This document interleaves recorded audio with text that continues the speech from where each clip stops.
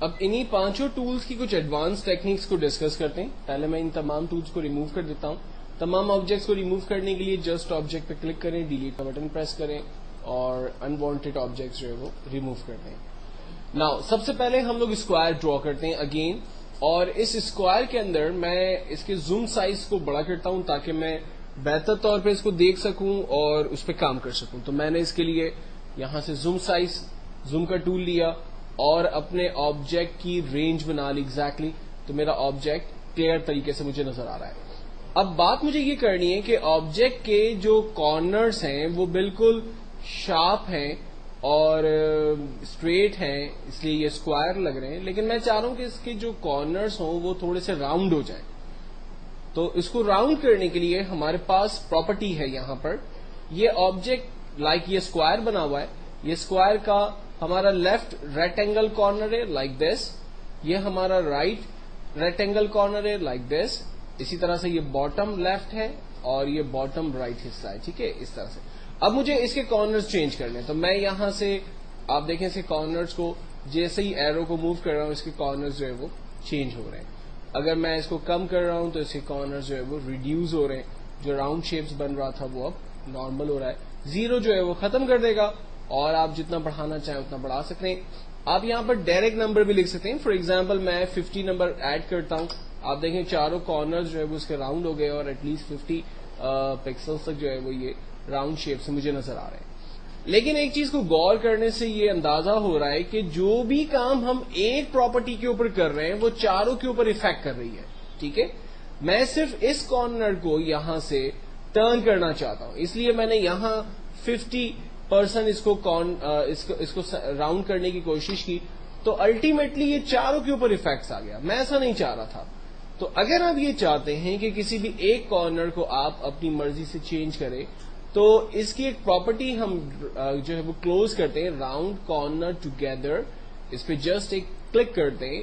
دین اس کے بعد اب آپ جس بھی کارنر کو راؤنڈ کرنا چاہتے ہیں جسٹ اس پر نمبر ایڈ کر کے انٹر کریں. اب آپ دیکھیں صرف اسی کے اوپر افیکٹ آ رہا ہے, باقی تمام جو اس کے کارنرز ہیں وہ ایگزیکٹلی سیم ہے. سملرلی میں دوسرے کارنر کی طرف جا رہا ہوں, اس کو بھی 50% میں نے راؤنڈ کیا, یہ دیکھیں صرف 50% راؤنڈ ہے. تیسرے کارنر پہ آ رہے ہیں, لائک میں اس کو 25% تک صرف راؤنڈ کرنا چاہ رہا ہوں, اور فورتھ کارنر کو میں 25% تک راؤنڈ کرنا چاہ رہا ہوں. تو آپ دیکھیں شیپ ہم نے ڈرا کیا ہوا ہے اور اس کے چاروں کارنرز کو اپنے حساب سے ہم نے ایڈجسٹ کیا ہوا ہے. اور اگر میں چاہ رہا ہوں ٹوگیدر ایک ساتھ تمام کے کارنر زیرو ہو جائیں, تو میں نے ایک پہ زیرو ڈال کر انٹر کیا, تمام کے کارنرز آپ دیکھیں ایک ساتھ زیرو ہو گئے.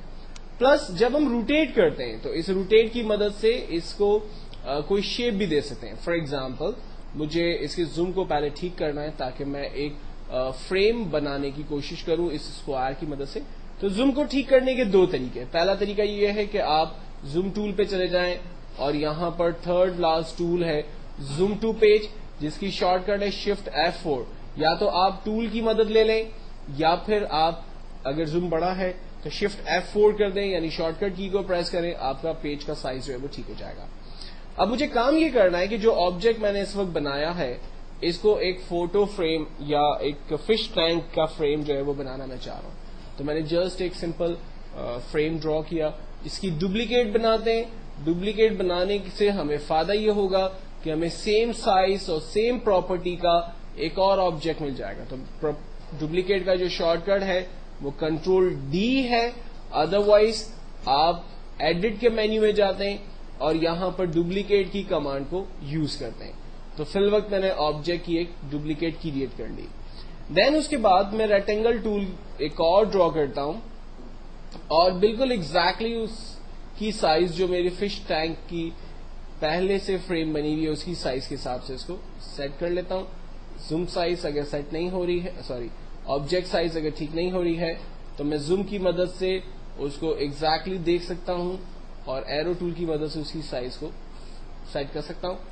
سائز کو سیٹ کرنے کے بعد اب مجھے اس کو تھوڑا سا اب کرنا ہے, لائک اس کو 3D شیپ کے اندر کنورٹ کرنا ہے. تو میں نے سینٹر پہ کلک کیا اور یہاں سے اس کو میں نے اس کے ایجز کو اوپر کی طرف کر دیا.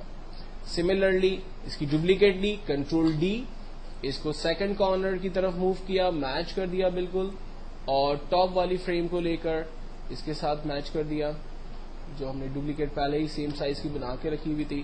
اب اس سے ہمیں فائدہ کیا ہوا کہ ایک سمپل فش ٹینک ہمارا تیار ہو گیا. جسٹ ہم نے وہی ٹول یوز کیا, ٹیکنیک ہماری تھوڑی سی چینج ہوئی.